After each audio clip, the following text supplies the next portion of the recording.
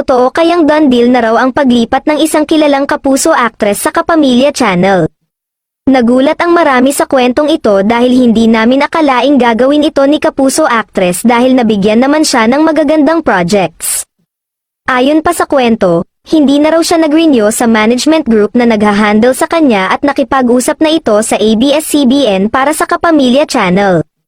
Kung ang ibang Kapamilya artists ay gustong lumipat sa GMA7, eto namang si aktres ay tatalon sa bakuran ng Kapamilya Channel.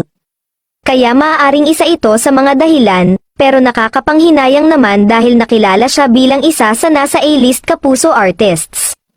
Ang napipintong paglipat ng kilala at mapagmahal na kapuso actress sa Kapamilya Channel ang pinag-uusapan sa isang group chat ng fans.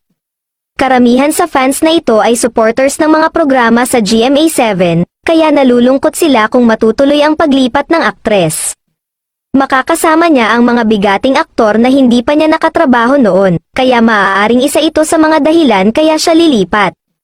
Baka naman feeling ni aktres ay masikip na sila sa GMA7 dahil sa paglipat ng ilang kilala ring dating Kapamilya stars, pagkatagal-tagal man ang negosasyon, sa Kapamilya pa rin ang tuloy. Noon pa pumutok ang chika na gustong mag-over the bakod ng mahusay na aktres, makailang ulit siyang inurirat kung kapuso pa rin ba siya, at sa tuwi-tuwi na'y matalanhaga ang kanyang ngiti.